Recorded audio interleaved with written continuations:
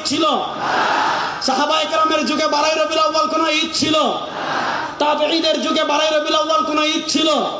এটা আপনি ইমাম ইবনে কাসির রাহিমাহুল্লাহ লিখেছেন, আরো অনেক ইমামগণ লিখেছেন।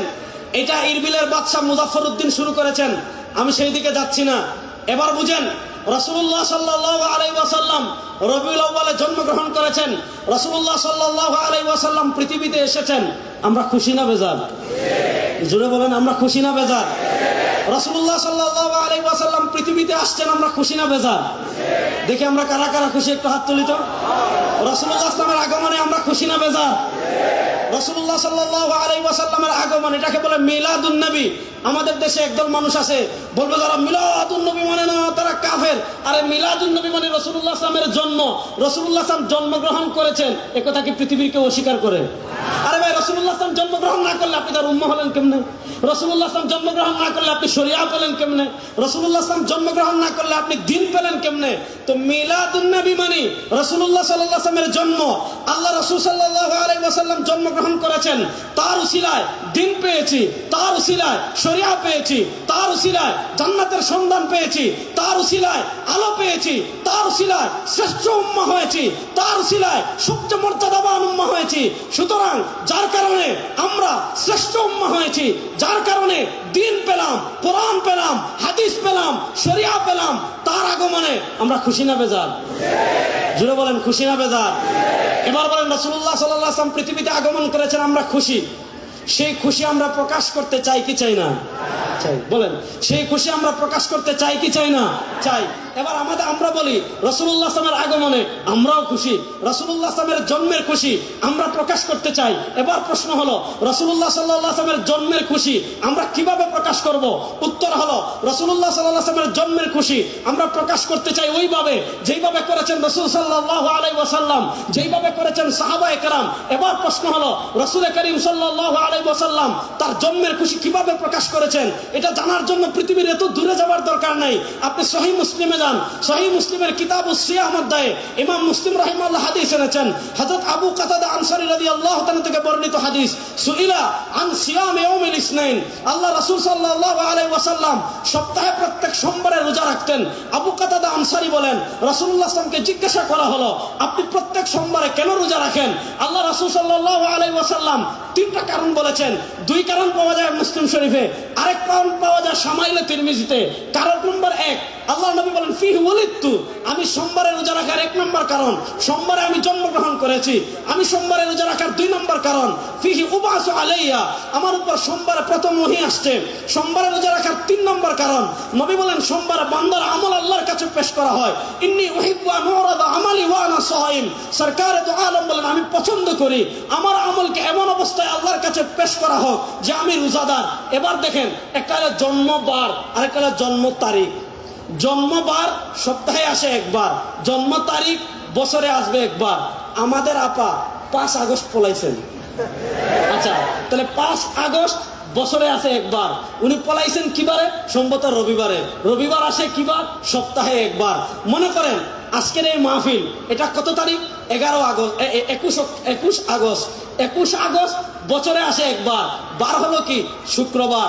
বার আসে সপ্তাহে একবার। এবার একটা জিনিস খেয়াল করেন, আল্লাহ রাসূল সাল্লাল্লাহু আলাইহি ওয়াসাল্লাম তার জন্মের খুশি স্বরূপ কি করছেন? 1 নাম্বার, তিনি তার জন্মের শুকরিয়া আদায় করার জন্য তারিখ নির্ধারণ করেন নাই, তিনি তার জন্মের শুকরিয়া স্বরূপ নির্ধারণ করেছেন বারকে। বার আসে সপ্তাহে একবার, মাসে আসে কমসে কম 4 বার। 12 মাসে যদি 1 বছর হয়, 4 বার 48। আল্লাহ রাসূল সাল্লাল্লাহু আলাইহি ওয়াসাল্লাম তার জন্মের খুশি প্রকাশ করার জন্য তারিখ নির্ধারণ করেন নাই। কসম আল্লাহ, কসম আল্লাহ, কসম আল্লাহ, আল্লাহ রাসূল সাল্লাল্লাহু আলাইহি ওয়াসাল্লাম তার জন্মের শুকরিয়া আদায় স্বরূপ 12ই রবিউল আউয়াল কোন আমল করেছেন, সহিহ হাদিস দূরের কথা, কিয়ামত পর্যন্ত এটা জাল হাদিসে কেউ দেখাতে পারবে না। জাল হাদিসে দেখাতে পারবে না। আল্লাহ রাসূল সাল্লাল্লাহু আলাইহি ওয়াসাল্লাম তার জন্মের শুকরিয়া স্বরূপ কি করেছেন? তারিখ নির্ধারণ করেন নাই, সোমবারে রোজা রেখেছেন। এবার দেখেন আমাদের কাজ কি? ইতাআত রাসূল। আল্লাহ বলেছেন, মান ইউতিউর রাসূলা ফাকাদ আতা আল্লাহ। আল্লাহ বলেছেন, ইয়া আইয়ুহাল্লাযীনা আমানু আতিউল্লাহ ওয়া আতিউর রাসূল। আল্লাহ বলেছেন, মা আতাকুমুর রাসূলু ফাখুযু ওয়া মা নাহাকুম আনহু ফান্তাহু। আল্লাহ বলেছেন, মা কানা লিমুমিন على مؤمنة إذا قضى الله ورسوله أمرا أن تكون لكم الخيرة بينهم আল্লাহ তাআলা বলেছেন মাইয়ুতির রাসূলা ফাকাদ আতা আল্লাহ, যারা রাসূলের আনুগত্য করবে তারা আল্লাহর আনুগত্য করবে। এবার দেখেন, রাসূল নির্ধারণ করেছেন বার, আমি নির্ধারণ করলাম তারিখ। রাসূল রাখলেন রোজা, আমি বানাইলাম ঈদ। রাসূলের আনুগত্য বাদ দিয়ে যারা 12 রবিউল আউয়াল কথিত সাইয়্যিদুল আয়াত পালন করবে, এরা ভণ্ড ছাড়া কিছু না। প্রকৃত আশিকে রাসূল প্রমাণিত হবে ইতাআত রাসূলের মাধ্যমে। সময় কম, আমি সংক্ষিপ্ত করছি। জীবনের সব ক্ষেত্রে রাসূলুল্লাহ সাল্লাল্লাহু আলাইহি ওয়াসাল্লামের আনুগত্য যারা করবে তারাই প্রকৃত আশিকে রাসূল। আর যাদের জীবনের সব ক্ষেত্রে রাসূলুল্লাহ সাল্লাল্লাহু আলাইহি ওয়াসাল্লামের আনুগত্য নাই, তারা যত আশিকে রাসূল দাবি করুক, ইশকে রাসূলের সাথে তাদের কোনো সম্পর্ক নাই। এবার বলেন, জীবনের সব ক্ষেত্রে রাসূলুল্লাহ সাল্লাল্লাহু আলাইহি ওয়াসাল্লামের আনুগত্য করার জন্য আমরা প্রস্তুত আছি তো ইনশাআল্লাহ? জীবনের সব ক্ষেত্রে রাসূলুল্লাহ সাল্লাল্লাহু আলাইহি ওয়াসাল্লাম আমাদের আদর্শ। লাকাদ কানা লাকুম ফি রাসূলিল্লাহি উসওয়াতুন হাসানাহ। আল্লাহ তাআলা পবিত্র কোরআনে স্পষ্ট ভাষায় বলেছেন, লাকাদ কানা লাকুম ফি রাসূলিল্লাহি উসওয়াতুন হাসানাহ। তোমাদের জন্য তোমাদের রাসূল হলেন সর্বোত্তম আদর্শ। রাসূলুল্লাহ সাল্লাল্লাহু আলাইহি ওয়াসাল্লামের আদর্শ আমরা আমাদের শরীরে মানব, আমরা আমাদের ঘরে মানব, আমরা আমাদের সমাজে মানব, আমরা আমাদের রাষ্ট্র মানব, আমরা আমাদের বিচারে মানব, আমরা আমাদের সংসদে মানব। যারা জীবনের সব ক্ষেত্রে রাসূলের সুন্নাহ, রাসূলের ইসলাম বাস্তবায়নের চেষ্টা করবে, তারাই প্রকৃত আশিকে রাসূল, তারাই প্রকৃত নবীর ভালোবাসার দাবিদার। আমি শেষ আরেকটা কথা বলি, শুনেন। 1947 সালে ব্রিটিশ বিদায় নিয়েছে। 2024 সালে শেখ হাসিনা পালিয়েছিলেন। শেখ হাসিনা পালানোর পর বাংলাদেশে অনেকগুলো সংস্কার কমিশন গঠন হয়েছিল। কেন হয়েছিল? 17 বছর তারা অবৈধভাবে ছিল। যা কিছু রেখে গিয়েছে সেগুলা পরিবর্তন করার জন্য, সংস্কার করার জন্য সংস্কার কমিশন গঠন করা হয়েছে।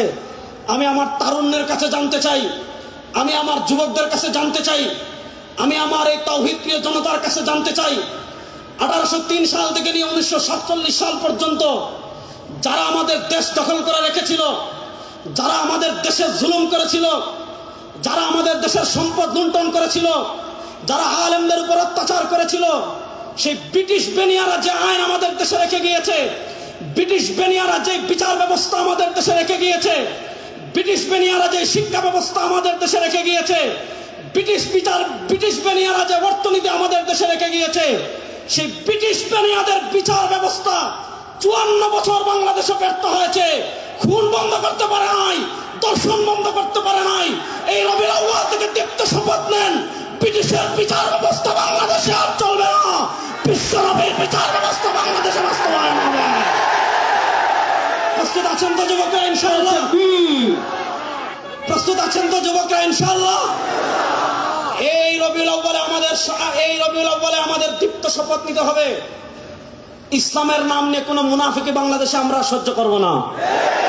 আমাদের দেশে একদল দেখবেন কুচ আমেরিকা, কুচ ইন্ডিয়া, কুচ জাতিসংঘ, কুচ ইসলাম। আমেরিকারেও খুশি করতে চায়, ভারতরেও খুশি রাখতে চায়, জাতিসংঘরেও খুশি রাখতে চায়, পাগলা ট্রাম্পরেও খুশি রাখতে চায়, দুলাভাই মোদিজিরেও খুশি রাখতে চায়। আবার ইসলামের কথা বলবে, ইসলাম নিয়ে তামাশায় বাংলাদেশে আর চলতে দেওয়া হবে না ইনশাআল্লাহ। আপনারা প্রস্তুত আছেন তো? আমার নবী যে ইসলামের জন্য দান শহীদ করেছেন, আমার নবী যে আদর্শের জন্য রক্ত ঝরিয়েছেন, সেই পিওর রাসূলের রাষ্ট্র ব্যবস্থা বাংলাদেশে প্রতিষ্ঠা হোক। আমার তারুণ্য প্রস্তুত আছেন না? ইনশাআল্লাহ। শেষ একটা কথা বলে আমি আপনাদের থেকে বিদায় নেব, শুনেন। আজকে এখানে আসার পথে খবর পেয়েছি আমাদের দেশে একজন ধর্ম প্রতিমন্ত্রী হয়েছেন। সরকার যাকে ইচ্ছা তাকে ধর্ম প্রতিমন্ত্রী বানাক, আমাদের আপত্তি নেই, আমরা এটা নিয়ে আপত্তি করি না।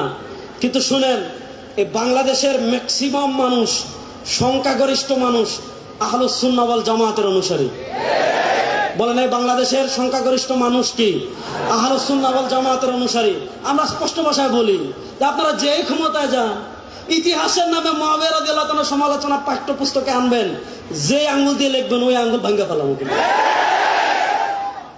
ইতিহাসের নামে হযরত উসমান গনি রাদিয়াল্লাহু তাআলার সমালোচনা করবেন, সাহাবা ইকরামের সমালোচনা করবেন, ওই তামাশা বাংলাদেশে আর চলবে না।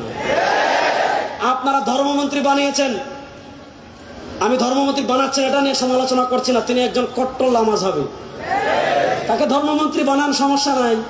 কিন্তু যদি আমাদের ইসলামিক ফাউন্ডেশনের কোনো বইয়ে অথবা আমাদের দেশে আবহমান কাল থেকে হাজার বছর থেকে যে নামাজ চলে আসছে, যে ইবাদত চলে আসছে, যে দিন চলে আসছে, এগুলা যদি পরিবর্তন করার চেষ্টা করেন, মাননীয় প্রধানমন্ত্রী আপনার দৃষ্টি আকর্ষণ করছি, জাতীয় মসজিদে সবার আগে জাতীয়ভাবে বাহাস হবে ইনশাআল্লাহ। ওদিকে 100 জন থাকবেন, 1 রেজাউল করিম আপনার যথেষ্ট ইনশাআল্লাহ। 100 জন আনবেন, 1 রেজাউল করিম আপনার যথেষ্ট ইনশাআল্লাহ। ঘোষণা দিচ্ছি, আমাদের নামাজকে জাল প্রমাণ করবে, আমাদের ইবাদতকে জাল প্রমাণ করবে পৃথিবীতে এমন কোন পাপের বেটার জন্ম হয় নাই। সুতরাং আপনারা যাকে ইচ্ছা তাকে ধর্ম প্রতিমন্ত্রী বানান, কিন্তু আবহমান কাল থেকে হাজার বছর থেকে আহলুস সুন্নাহ ওয়াল জামাতের অনুসরণ করে দেশের মানুষ যে ইবাদত করে আসতেছে, এগুলা ভুল প্রমাণ করে যদি কোন সিলেবাস আপনারা বাস্তবায়ন করতে চান, আগে বায়তুল মুকাররম পাস হবে, তারপরে সমাধান হবে ইনশাআল্লাহ। আপনারা নবীর আদর্শ বাস্তবায়ন করার জন্য প্রস্তুত আছো তো যুবকরা ইনশাআল্লাহ? শুনেন, পৃথিবীর প্রান্তে প্রান্তে এই শতাব্দী, আমি সব জায়গায় বলি, গত 100 বছর ভাই মার খাইছি, আগামী 100 বছর মার দিব ইনশাআল্লাহ। গত 100 বছর পরাজিত হয়েছে, আগামীর পৃথিবী ইসলামের বিজয়ের শতাব্দী হবে ইনশাআল্লাহ। আগামী পৃথিবীতে 2টা লড়াই হবে, তার অন্য প্রস্তুত আছেন তো ইনশাআল্লাহ? আমার নবী 1400 বছর আগে বলেছেন, ইসাবাতান মিন উম্মতি আহরাজাহুম আল্লাহু মিনান নার। প্রস্তুতি নেন ইনশাআল্লাহ। হিন্দুস্তানের হিন্দুবাদী আধিপত্যবাদী শক্তির বিরুদ্ধে লড়াই হবে ইনশাআল্লাহ। ইহুদিবাদী আধিপত্যবাদী শক্তির বিরুদ্ধে লড়াই হবে। হিন্দুস্তান থেকে নিয়ে মসজিদে আকসা পর্যন্ত ইসলামের পতাকা, কালেমার পতাকা উড্ডীন হবে ইনশাআল্লাহ। আল্লাহ তাআলা আমাদেরকে প্রকৃত ইসলাম মেনে চলার তৌফিক দান করেন। আল্লাহ তাআলা জীবনের সব ক্ষেত্রে সিরাত রাসূলের অনুসরণ করার তৌফিক আমাদেরকে দান করেন। সুবহানাকা আল্লাহুম্মা বিহামদিকা আশহাদু আল্লা ইলাহা ইল্লা আনতা আস্তাগফিরুকা ওয়া আতুবু ইলাইক। আসসালামু আলাইকুম ওয়া রাহমাতুল্লাহি ওয়া বারাকাতুহু।